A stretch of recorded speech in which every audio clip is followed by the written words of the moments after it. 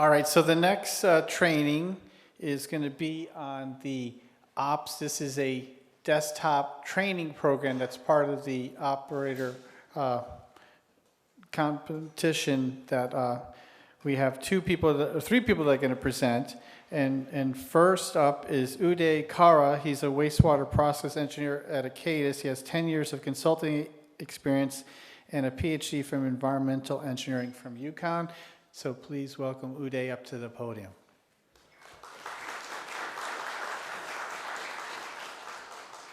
Hey everybody, good morning. Thank you for being here. All right, so before I get started, I want to say that so we want to try something new with the process control and what goes on. So we have a lot of time for us, so we thought why not do a basic 101 on process control and what happens. And then Jason is going to come over and talk about his plan briefly before we hand it over to Brad. And please save all the tough questions for Brad because he's the real deal. I'm just here to help him. All right. So the agenda for this slide is that, or this presentation is that I'm going to do a brief 101 review on activated sludge process. And the goals for this is to kind of walk through the hatch op tool, which is the one used for the WEF-TEC operations challenge, and the local MAs use this too. Full disclaimer, we are not trying to promote the tool, it's just the tool that's being offered, so we're going to run through it. There are other tools out there, and people use different systems to run through and learn about process challenge or process control. All right, so at the core of it, the activated sludge process, it's just a reactor basin where you have influent raw wastewater comes in, and then you use oxygen and mixed population of bacteria to break down the organics so that you have a effluent which is clean without any organics in it. There are also like specific aspects of activated sludge where you can treat other nutrients like nitrogen and phosphorus too. There are lots of different options for activated sludge, as Graydon pointed to in his presentation. Most of them he talked to were activated sludge processes. Back in the day, they used to be, still we call them aeration basins or aeration tanks because ubiquitously they used to use air for the treatment process, but things have evolved.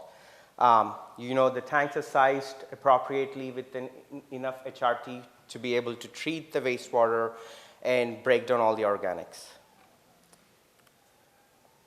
So on the other side, you see the mixed liquor is at the heart of the activated sludge process. You have mixed liquor suspended solids, which is, right now you see a settled form of it, but it's usually a slurry, and then it's mainly composed of different kinds of bacteria. The bacteria majority of them are heterotrophic organisms, but they have special classes of them underneath them, which either are used for denitrification or phosphorus removal, so you can selectively grow them in different areas of the sludge basin to be able to handle those nutrients. So, as I said, historically activated sludge basins were usually supplying air and breaking down the BOD, but more often than not, you will see different modes of operation where you would have an aerobic anoxic zone or aerobic oxic zone where you're predominantly adding air so that you can handle the ammonia and the BOD, and also the phosphorus uptake happens. An anoxic zone is where you have nitrate consuming bacteria available to do that process, and an aerobic zone is devoid of any free or combined form of oxygen so that these PAOs specifically can grow and work well with phosphorus uptake.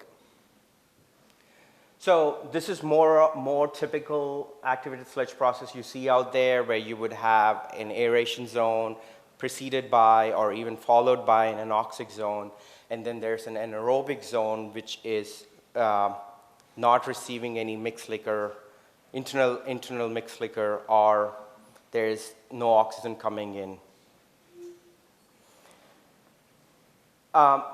The key activated sludge parameters you see out there, every plant has their certain way of doing it, but these are all the parameters you use in the plant.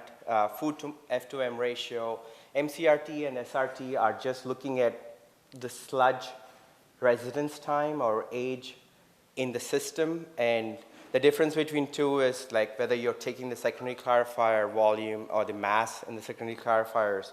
That's the MCRT versus SRT. And HRT is where you're looking at how long the water is actually in the system. And the oxygen demand is also something which comes into play, where how much oxygen are you supplying so the bugs are able to sustain and grow and break down the organics. SRT, again, is a critical parameter which every plant uses typically, and then you have, if you're looking at an activated sludge process, you have the total SRT, which is the entire basin, including the anoxic and anaerobic zones, versus the oxic SRT is looking only at the zones which are aerated, and that plays a critical role in nitrification process, which we'll touch on later.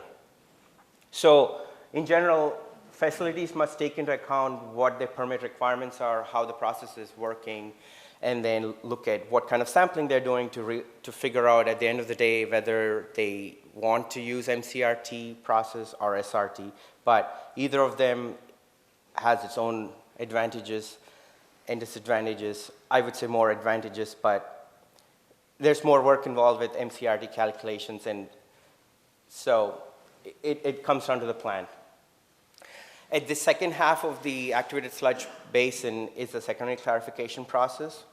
The main purpose is to settle the solids which are in the activated sludge system, and you are able to send a portion of it back through return activated sludge so that you are able to grow the bugs and sustain them in the activated sludge basin. But a portion of it needs to be wasted so that you have an optimal food to microorganism ratio in the system. The secondary clarifiers are actually defining the true capacity of your treatment process, because that's where it defines how much mixed liquor can you hold in the tanks, or how much can those tanks, if there's a storm event, how much of the sludge gets pushed into the clarifiers and can be held there before causing any failure. One thing to point out is secondary clarification plays an important role on the effluent TSS, and effluent TSS can impact obviously your permit requirements, and also effluent TSS will contribute to some of the issues with nitrogen and phosphorus, because a portion of the nitrogen and phosphorus is particulate, and then if it's in the effluent, then you are going to add to your effluent totals, and it could impact your permit. So the way secondary clarifiers work is they have a return system and a waste system where you're returning most of the mixed liquor and wasting. And the wasting is critical because, as I said, F2M plays a role, and also you don't want to have too many bugs in the system beyond the treatment capacity. The secondary clarifier parameters out there, which people are kind of like keep track of, is the surface overflow rate, solids loading rate, and I would say the sludge volume index. The surface overflow rate is equal, it's what's the upward velocity of the flow going over the weirs, and that kind of is looking at the hydraulic aspect of how fast the water coming into the system is leaving, and whether it's at a stage where it's going to pull the solids along with it. The solids loading rate is more often than not the limiting aspect of the secondary clarifier treatment capacity, where you're looking at how much solids are coming into the system, and then it's a function of both the influent wastewater flow and the return activated sludge flow. So the SLR, or the solids loading rate, kind of defines the sizing of the clarifiers in a system. Anything else? Let me see. The SVI, I think most plants do measure SVI, and then that's kind of looking at how quickly the sludge is settling. And SVI data helps the plant monitor how effectively they're going to be able to settle the sludge. And then people can compare SVIs between different plants because they are normalized to their mixed liquor. And an SVI of 50 is much better than SVI of 150 because your sludge is going to settle faster, and then you have more clarifier capacity in the sense. Another tool out there which most people should be aware of is the state point analysis tool. It's essentially looking at the solids balance around a secondary clarifier. So where you are looking at what the overflow rates and underflow rates are. And the settling curve you see here is something you can generate in-house using SVI data, because there are established correlations out there on how you can correlate SVI to a settling curve. Again, the settling curve, the higher the SVI, the smaller it is, versus the lower it is, the higher it is. So there's more room in the system, so to speak. And state point analysis kind of it helps you determine how close to failure you could be depending on the conditions you're running at. And especially if you're running at, for example, if you're running at 3,500 mixed liquor, but if your maximum capacity is around 4,000, you might want to make sure that if you hit a maximum condition, are you going to be able to keep the solids in the system, or will you be at a point where the solids might leave the clarifiers? And again, all of this is a function of your internal SVIs, the RAS capacities, and if you have extra clarifiers available or extra aeration tanks, all these will help move the solids around. But it needs to be understood that you can only do so much by spinning the solids, because at the end of the day, the solids will come into your clarifier one way or the other. So making sure you understand or know where the limits are is always good. This is an example I kind of pulled on the ways a clarifier performance could go wrong. So the one in the middle is a critically loaded aspect where you are at the cusp of failure. You're not failing, but if you get more flows, or if you are limited on how much RAS pumping capacity you have, you might push over the curve. And these other two are clarification due to solids loading is when you have as the solids settle, they're settling and they're building up, and then it will hit a point where the sludge blanket will exceed how before you can pull it out. So it's going to overflow. And hydraulic loading, I touched on this. It's not so often that you see that failure, but it's when you are not able to, your solids are being pulled up over the weirs because of the, how the flow is going through the clarifiers. All right, I'm going to take a small break, and let me know if you have any questions or comments on any of this I talked, and if I said anything wrong, I'm happy to know. But before I go into the next aspect of activated sludge process. Anybody? So, SPA, is that like open source? Can you find that? Online? Yeah, you should be able to do it.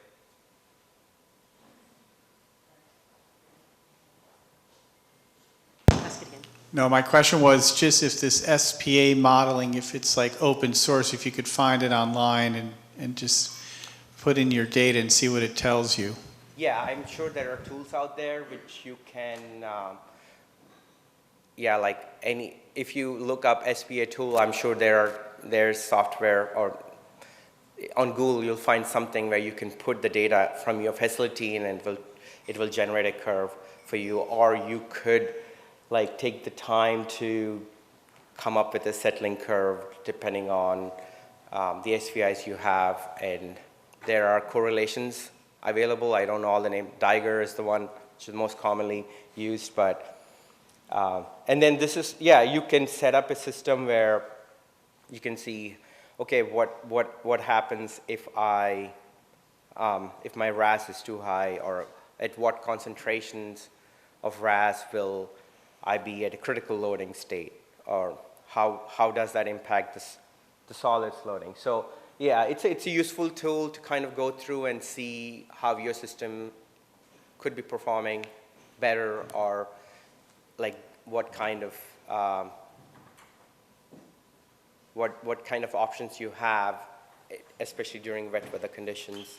I mean, seasonally we do have to plan and change, but like a day like yesterday, I was going to touch on it later, but I'm sure like keeping weather savvy is good. Like being weather savvy with all the models out there, you do get a pretty good accurate analysis on how much rain you might get, on how much impact you would have, and where all that comes into play with how your collection system is working. Sure. Okay, so I went through the activated sludge process, and then I wanted to touch on the different aspects of how we are using a typical activated sludge process for nutrient removal. So nitrogen out there is usually organic and inorganic, and then the ones you're primarily focused on in the facility or in a treatment plant is ammonia, and to a certain extent some organic nitrogen. So that's what most plants are trying to oxidize and remove the ammonia and convert it into nitrate. So nitrogen removal is technically a 3-step process, but more often you are already seeing ammonia coming in because the ammonification happens in the sewer systems. So nitrification is an aerobic process where you are converting the ammonia or oxidizing to nitrate. And note that it does need oxygen, and it also consumes alkalinity. So alkalinity plays a pretty critical role in the working of nitrifiers. And nitrifiers are autotrophic organisms, so they do not use organic carbon. They use ammonia for their growth, and then they convert it into nitrate. And then the next step, before I go into denite, I'll kind of touch on the nitrification aspects a little more. So in the most fundamental form, ammonia removal nitrification can happen in a simple oxic zone by providing extended aeration. So it's important to understand what are the implications of how you're operating your system. So we in Connecticut, wastewater temperatures play a critical role seasonally. So nitrifiers are very sensitive to temperature, and then depending on where the temperatures are, summer versus winter, you need to make sure you're maintaining enough residence time for those nitrifiers in the system. So that's a function of your SRT. So if you want to hit really good nitrification, you need to be at least 7 to 10 days or more, depending on how cold it's going to be. And oxygen is also a pretty important role for nitrifiers. Yeah, so if you see, as there's a minimum SRT you want to maintain, but then you also have to plan for some margin of error. So there is that minimum SRT and the design SRT, you want to maintain it so that you're able to make sure the nitrifiers are working well.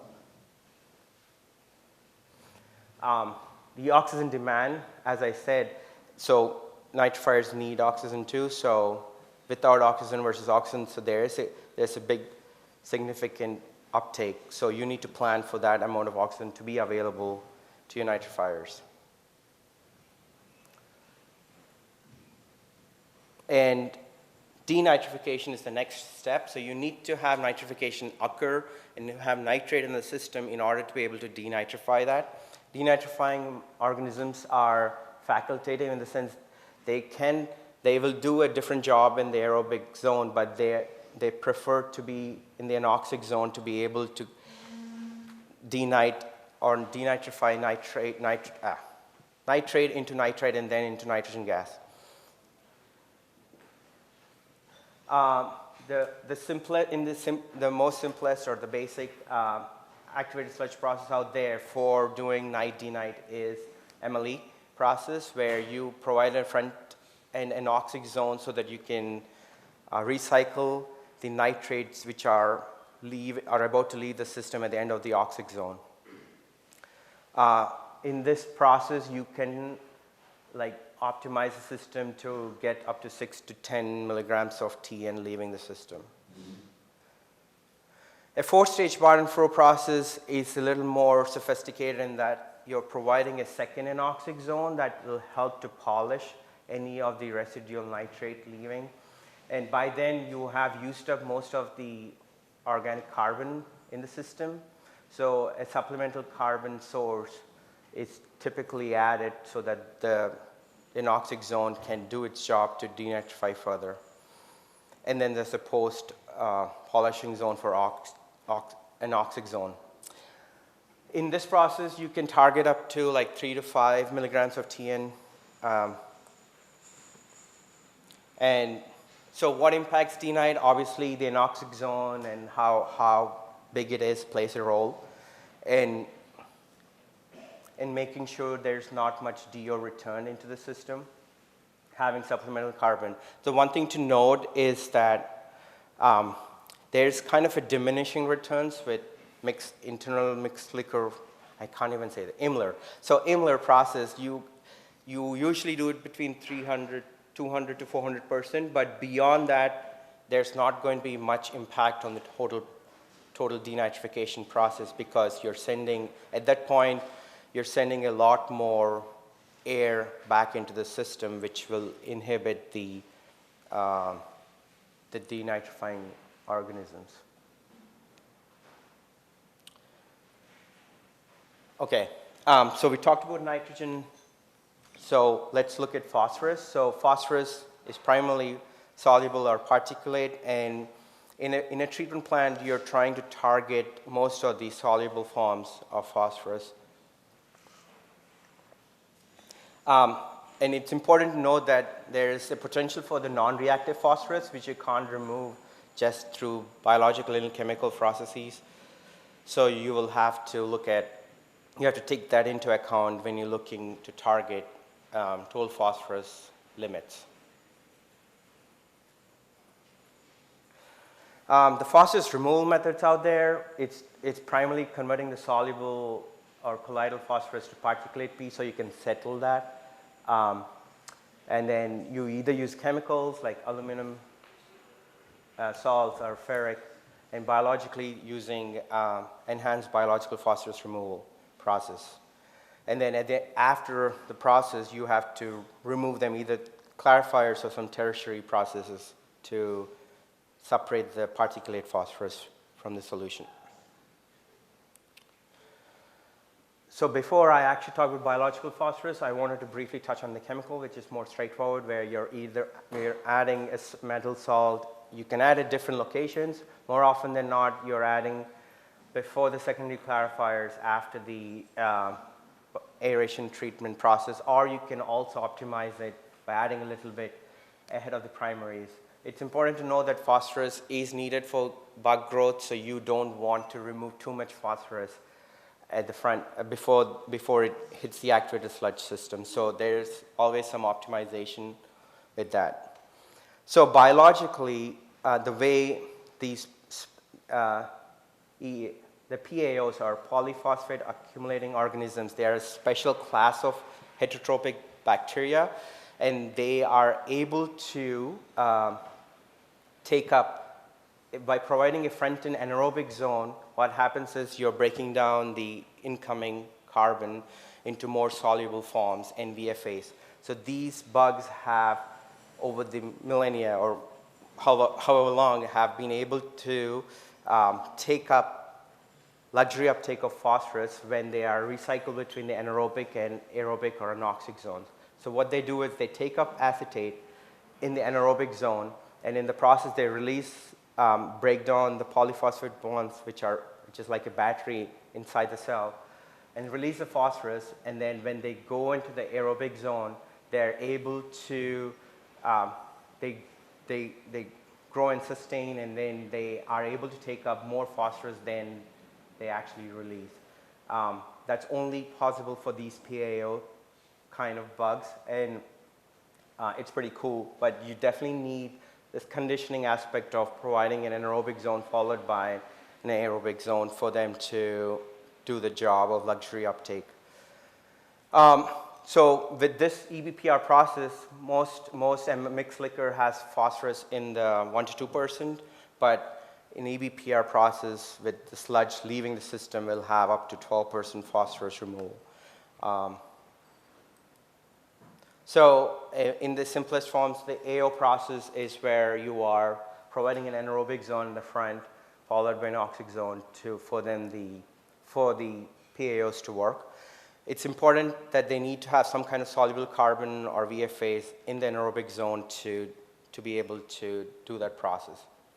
An A2O process is where you're combining phosphorus removal with with nitrogen removal. So, and then the anoxic zone follows the anaerobic zone, and you have an internal mixed liquor going only to that zone so that you're not inhibiting the PAOs.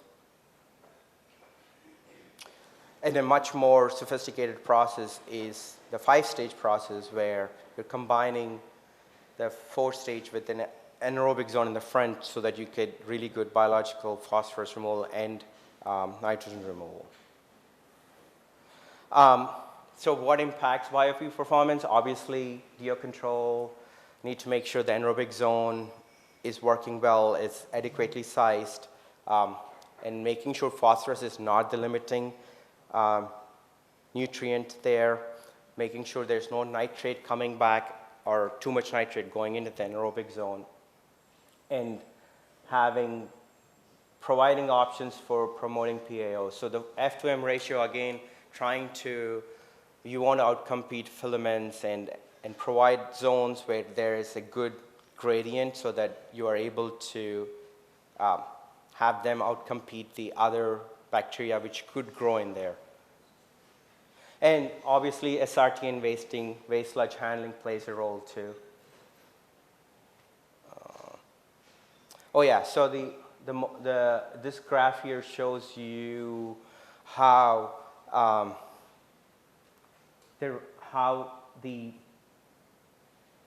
as readily biodegradable carbon to phosphorus ratio is higher, you don't need as much VFAs, is my understanding. But essentially, if you have more VFAs and RBCOD in the system, your phosphorus removal happens much more easily biologically compared to otherwise. Sorry. Okay.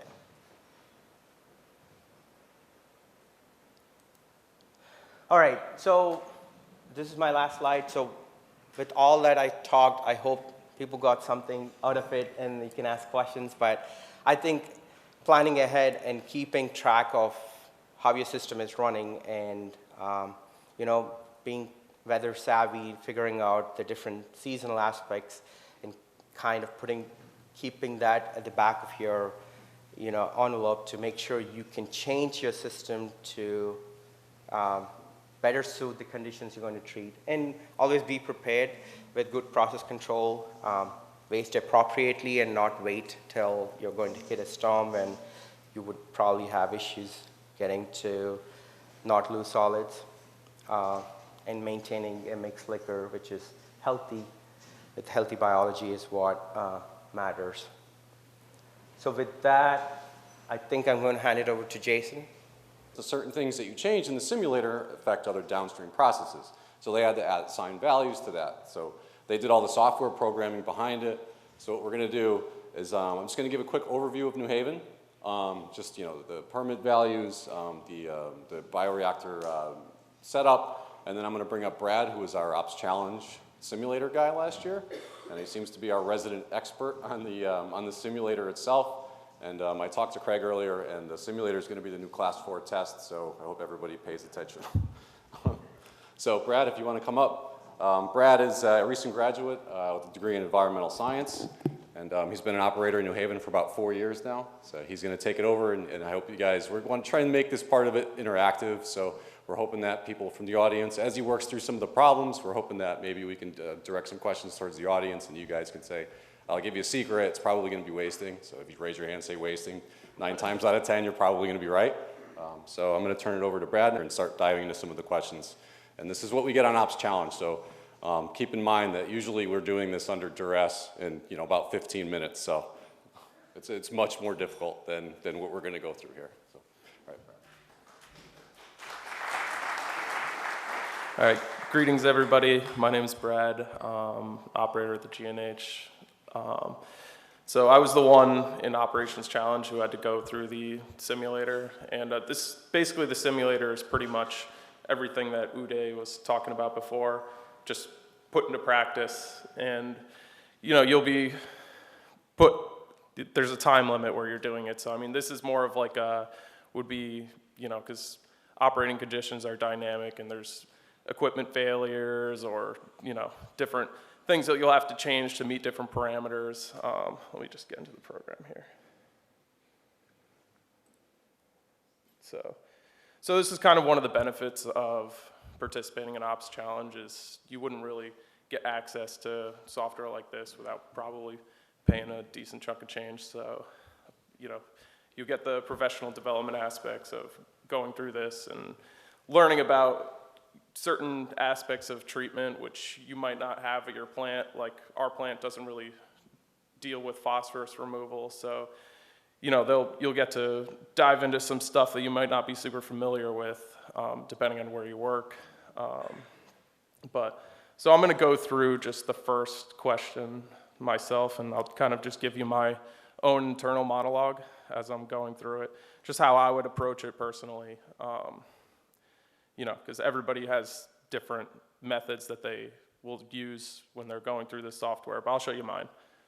So let's see, I'm just gonna restart it here. So, hang on. Let's see. Oh, restore, okay. So,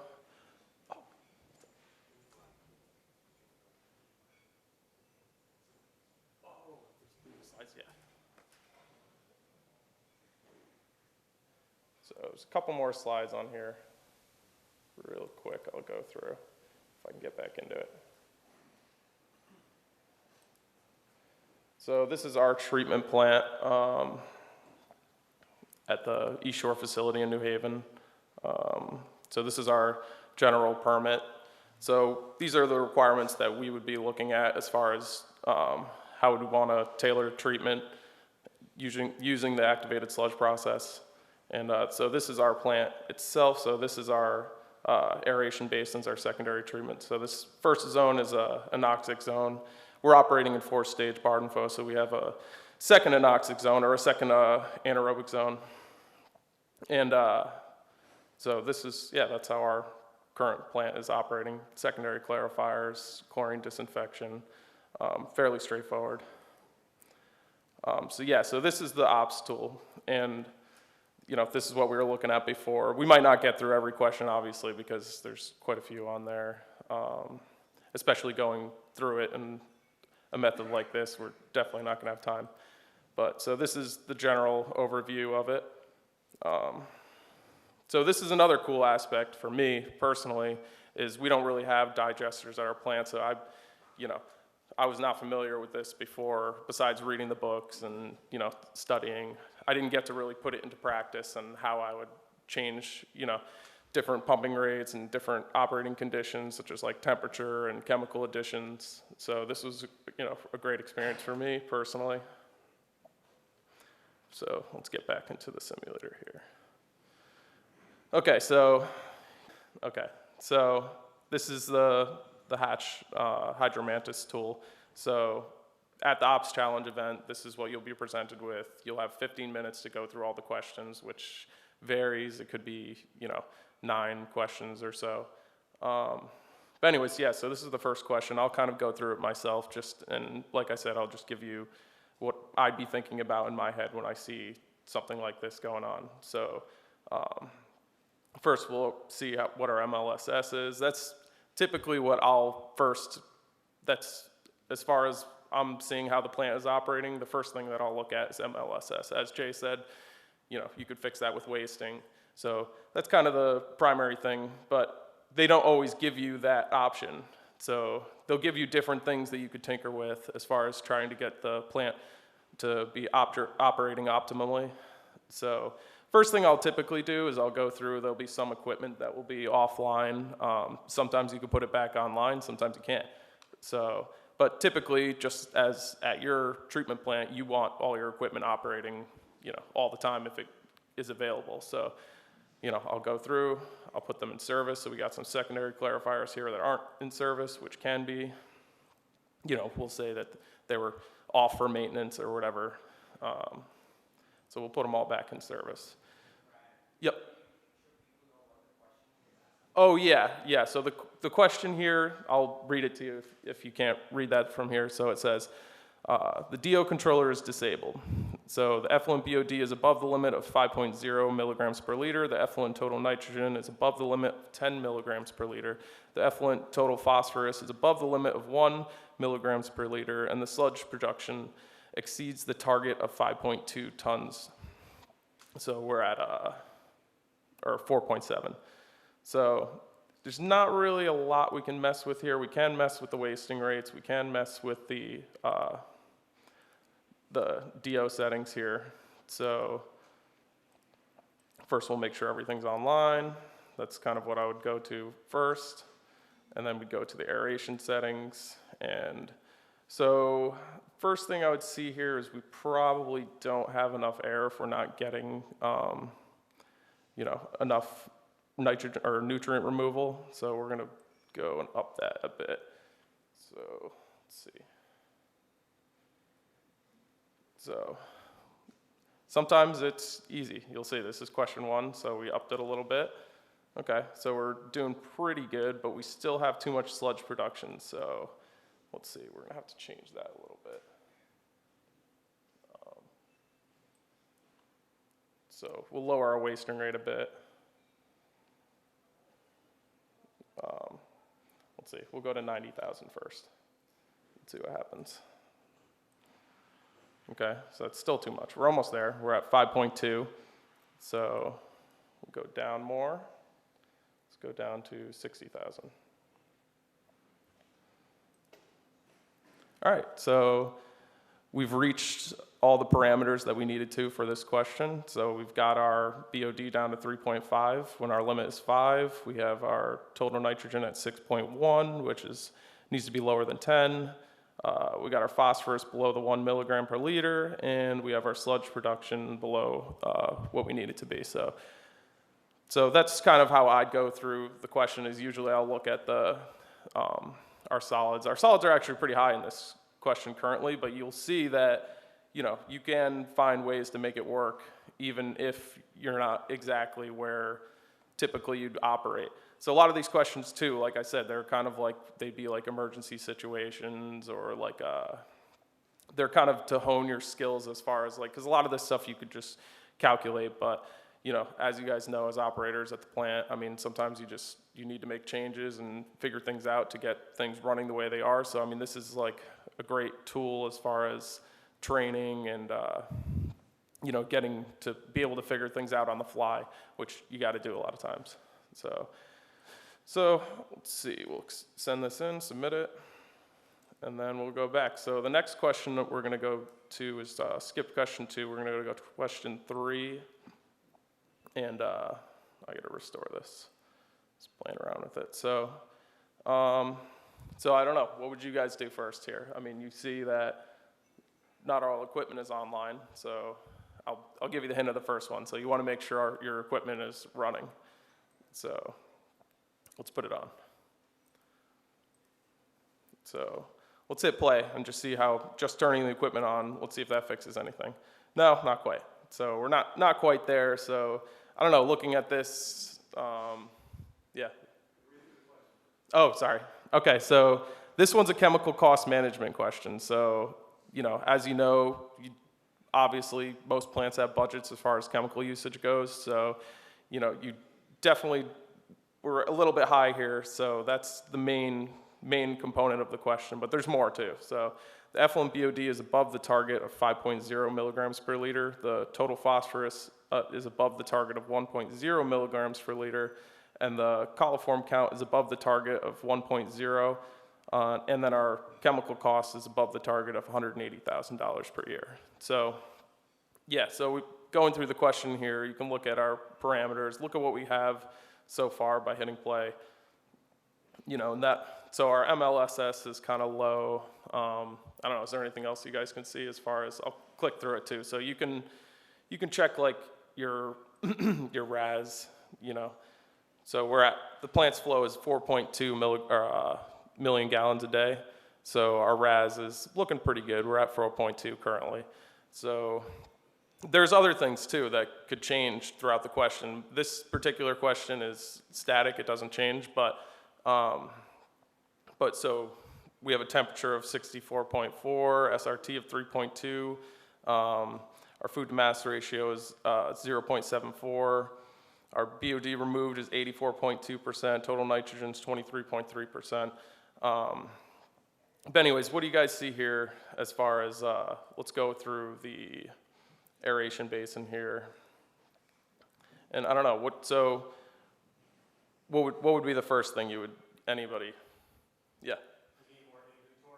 Yes, exactly. So like you said, first thing you usually look at is probably the wasting. So let's lower that a bit. So we're at 158,000 roughly right now. So I don't know, what would you change it to? That is kind of crazy. I might cut it in half. Cut it in half? Okay, let's try it. So let's go to 75,000. And then we'll hit play, we'll see what happens. Okay, so may have helped a little bit. We're at just about exactly where we'd want for MLSS. So we're at 3109. Usually in these chemical cost questions, the first thing I'll do is I'll go through and I'll kind of cut pretty much all the chemicals, because I mean, as you know, there's like diminishing returns as far as chemical usage goes. So I mean, you kind of want to start low and then up it as you go. So first thing I would do is I would go through, I would, you know, turn off some of these chemicals like methanol, you know, or methanol usage. Typically, you don't really want to use any methanol, so I would turn off the methanol. So that affected our MLSS a little bit, obviously. So that ended up lowering our MLSS a little bit. So we might want to go in here and tweak this a little bit. So we're at 29. So let's go to like, what do you think, 85,000 or something? See what happens there.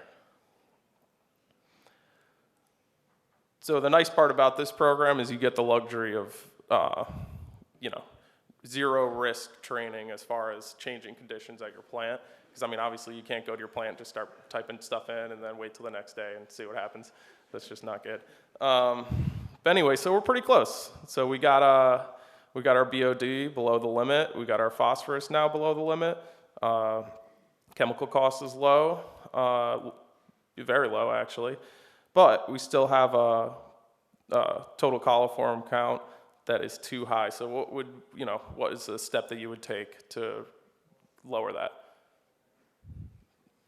Anybody? Yes. Yeah, okay, well so that's, like I said, some of these, you know, simulators, they could be tailored to your plant, but I mean, again, this is a good one because, you know, well, actually, you probably didn't even know that yet, but yeah, so all we have is chlorination here. We have no UV. Yeah, so what do you think you would do with chlorination here? Yeah. Yeah, well, that's another thing here is that there is no dechlorination. Well, actually, I think there is dechlorination here, but I mean, that's kind of where you can kind of game the system, and some of these questions is that, you know, there is no residual that they're looking for, so you can kind of up your chlorine dosage without worrying about dechloring. So, you know, let's up that a little bit. Let's go to 400.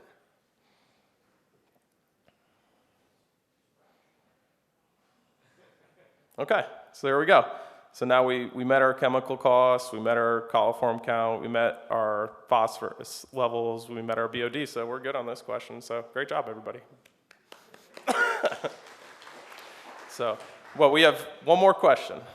Let's see how you do. So submit this.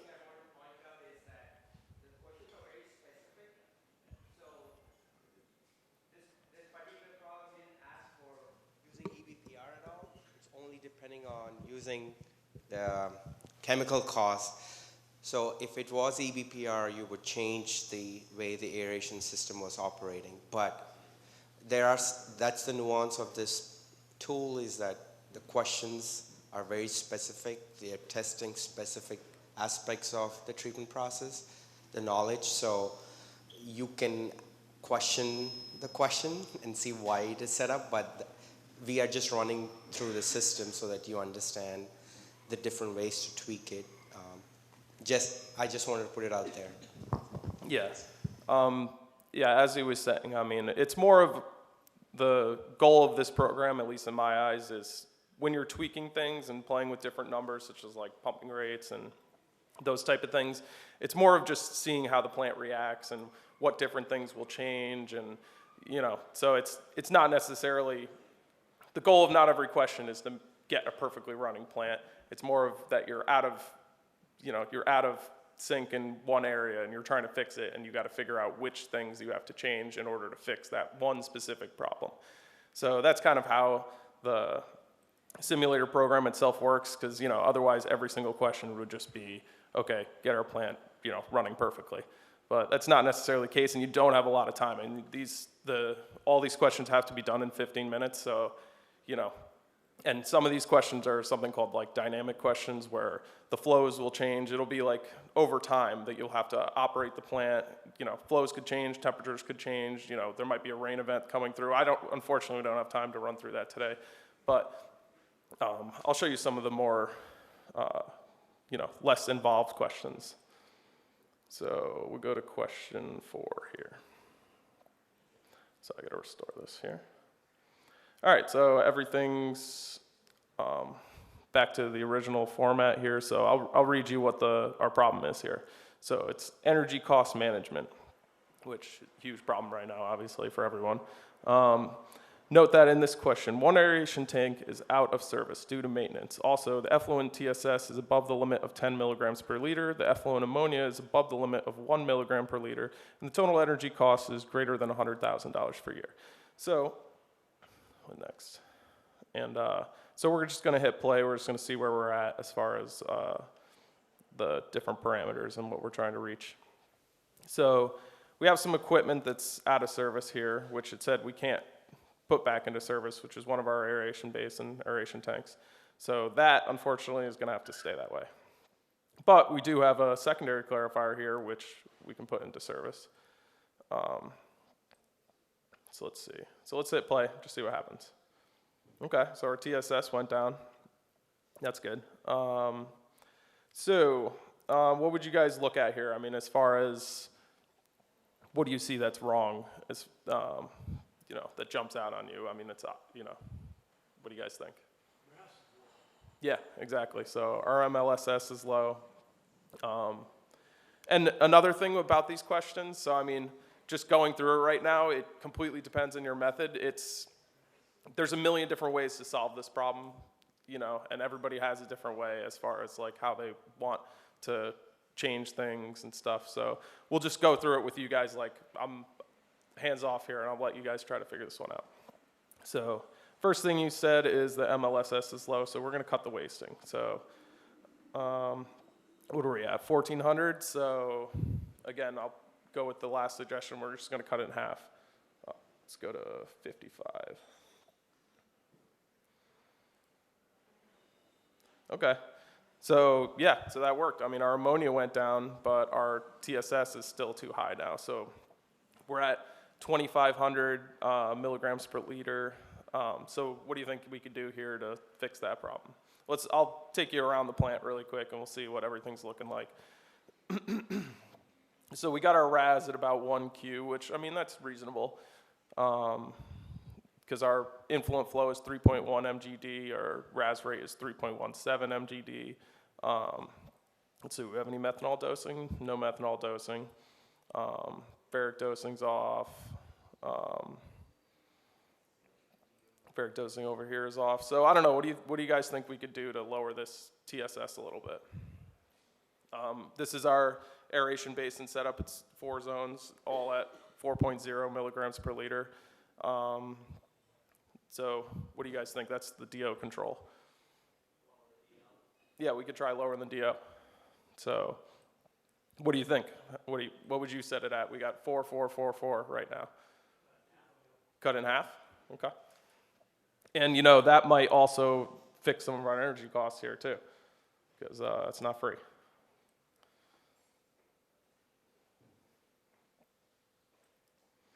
So we're gonna go 2, 2, 2, 2. Let's see what happens.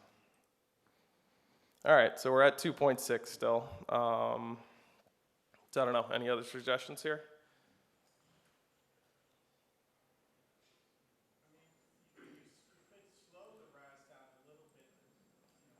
Yeah, you could slow the RAS down, so let's try it. So let's go to, I don't know, what do you think, 0.7 Q or something? Yeah, okay. So that would probably be about, I don't know, like 2.2 mgd. Let's try it. So it went down 0.1, but not 100%, not quite. But our energy cost is at least going down. So also would like to say, like, going through some of these questions, because you're timed for each one of these questions, you might not get every parameter, because that, you'd be getting 100% on every question, which usually they design this for you not to get 100%, because, I mean, it's fairly difficult. Rarely does anybody get 100% on this. So you might go through it and you might say, okay, I got 2 out of 3 on this one. I, got to move on to the next question. But anyway, so let's try to fix, let's still fix this TSS problem. But one thing I do know about this question already is that there's an internal recycling going on from zone 4 to zone 2. I'm just going to turn that off because that usually will fix something too. Okay, so that fixed our energy cost, did not fix our TSS problem. So probably going to have to go back to the aeration setting. So we're at 22222. I don't know, what do you think? What's another way we could set up this aeration basin to solve our problem? 1.5 you want to go to? Okay. They don't all have to be 1.5. We could change it to, yeah, we could taper it, exactly. So what do you want to do for tapering?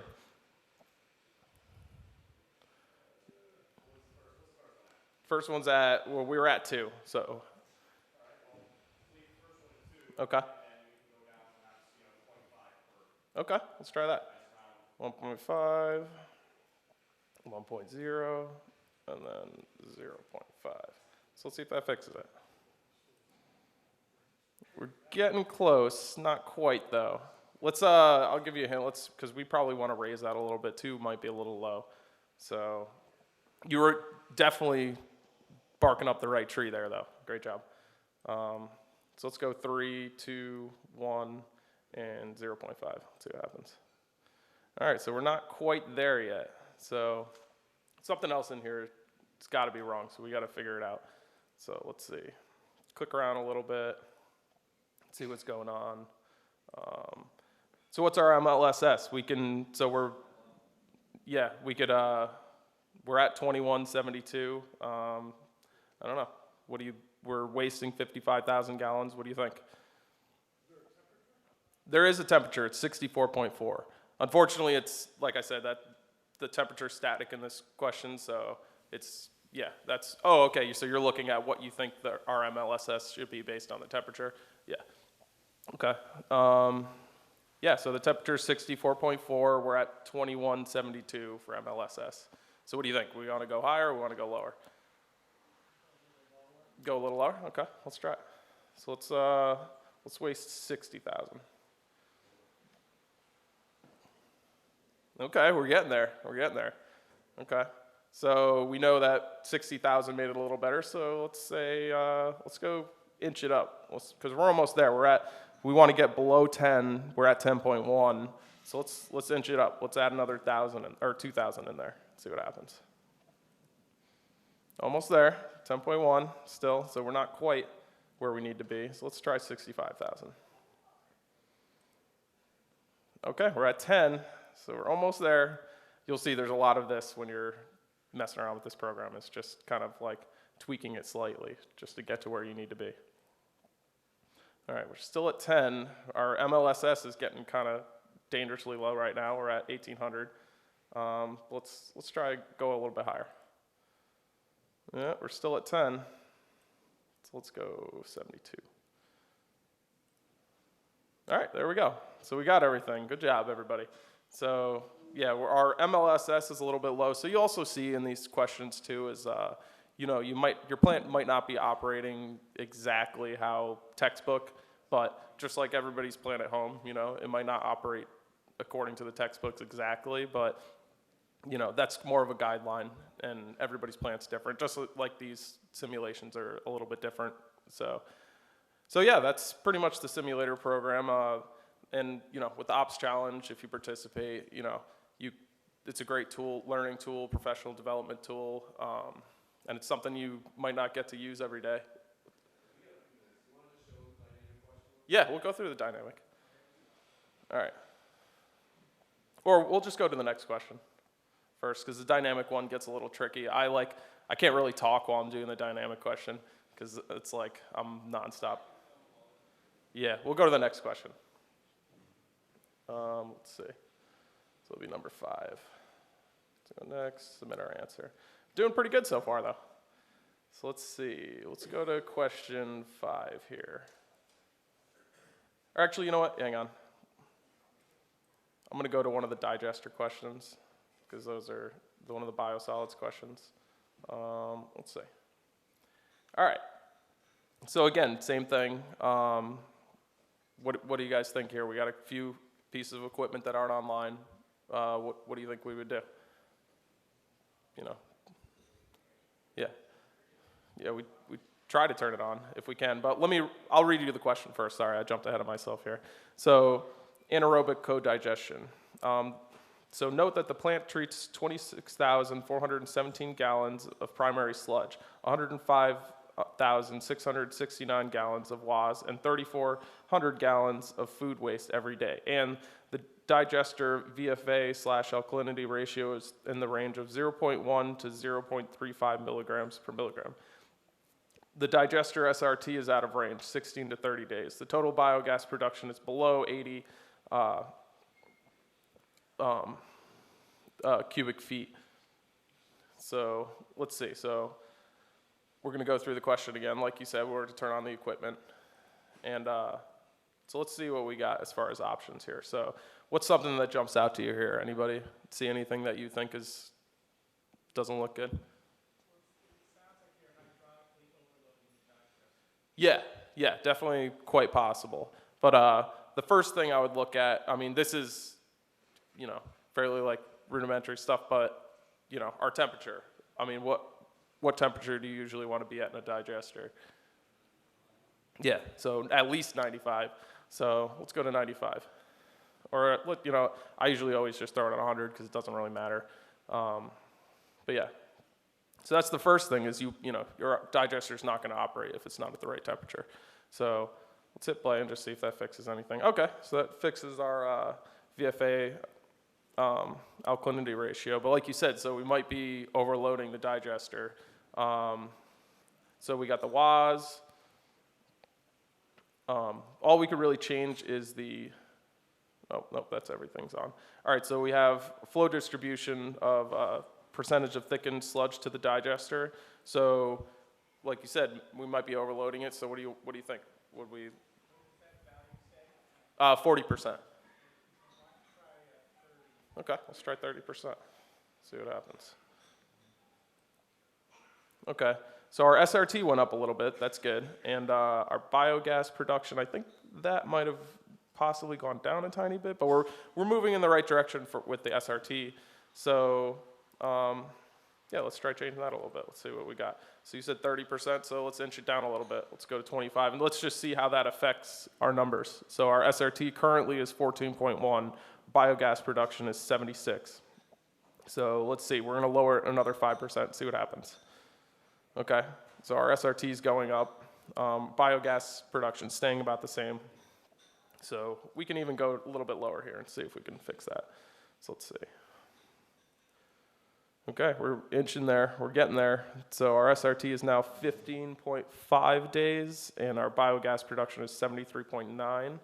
So our biogas production is actually going down as we're changing the percentage of sludge to the digester, but that's okay, we could probably tweak that after. Let's get this to a nice, well actually let's see what else we can change. So we can't change the food waste. Everything's online here. Flow distribution seems to be one of the only things we can change, so yeah. Can you change the WAS concentration? Let's take a look. Loss concentration, no, it doesn't let us change that. Primary sludge, no. Yeah, so there's not a lot of stuff we can change in this question. Looks like mainly just, oh yeah, actually, we do have a NaOH addition that we could change. So I don't know, do you guys think we should add some to the digester? Try it out? Yeah, let's see what happens. Let's see how it affects. I mean, this is the fun part of this, is you get to, play around with stuff, not in a real world setting, and kind of see how it's going to affect your treatment process. So let's just say, let's add 200. Might be a lot, but we'll find out. So right now we're at biogas production of 73.9. Our SAT is 15.3, so let's see how that affects it. Okay, so that just threw our whole alkalinity ratio out of whack, so that's not gonna work. And it didn't really help anything, honestly. It took our biogas production down and everything, so let's take that out. All right, so we might wanna just keep messing around with the percentage of thickened sludge to the digester here. So we're moving in the right direction. We're at 20%, so let's keep inching it down. Let's see what happens. So we're at 18%. Our SRT is going in the right direction. Let's go to 15%. So our SRT is looking good. We're almost there. We're at 16 days. We need it to be 16 to 30. So we'll go to 12%. Oh, see, now our alkalinity ratio is bad. Yeah. What's up?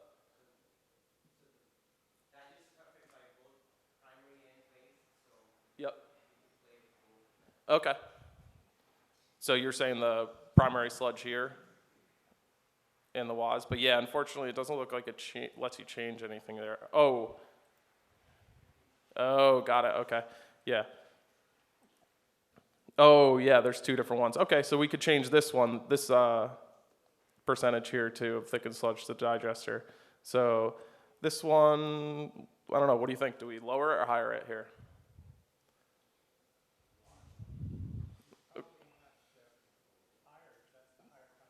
Yep. All right, so let's go to 50%. Okay, so that took our SRT out of whack. But let's see, did it help our biogas production? I'm not sure. I don't know, let's go up a little bit and see. Okay, so it's slightly helping our biogas production. Let's see. What else can we change? So we could raise this a little bit and we could go between the numbers. So what do you think? Do we raise this or do we lower it? This is from the gravity thickeners. So would we raise this or lower it? Raise it? Okay. So let's go back to about 30%. See what happens. Okay, so our alkalinity ratio is back good. So let's go back to the rotary drum thickeners. So we're at 55%. What do you think? Because these are the only two inputs we have. So we can only really change two things in this question. So we can either go up or down from the rotary drum thickener, or we could go up and down in percentages from the gravity thickener. I would increase The primary sludge?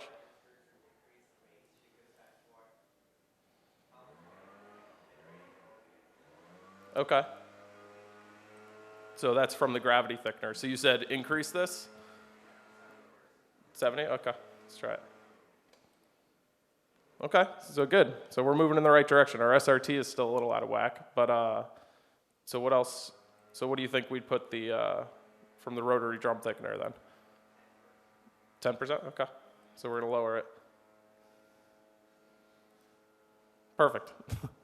So yeah, so Uday, he knows already. He knows the answer to this question. But these questions can be pretty difficult. I mean, you'd be surprised when you're running through this simulator, and especially when you're crunched for time. I mean, it's no joke. It's not easy stuff. I mean, you really need to have like a serious understanding of like, you know, and you'll learn a lot from messing around with this and failing again and again, you know, trying to figure out what's going on. But yeah, I mean, as Uday's presentation before with like nitrification and everything, you really need to know your stuff to get through here. But it's great. I'm not trying to scare people from trying it. I mean, it's a great learning tool, and I learned a ton from, you know, my participation in Ops Challenge and going through this different software and all this sorts of stuff. So, you know, not just in, you know, the simulator aspect, just in other aspects too. I mean, you know, we did confined space entries, which, you know, operations, not something you get to do every day, but, you know, when you're going to practice and you're doing 10 of them in a row, you know, or man down scenarios where you're, you know, saving somebody, you know, it's good to know that kind of stuff because it's not going to happen every day, but, you know, it's a great tool to have, you know, for yourself and for your colleagues at your plant too. So, yeah, I mean, that's about it for the simulator. Is that good? Cool. All right, thanks.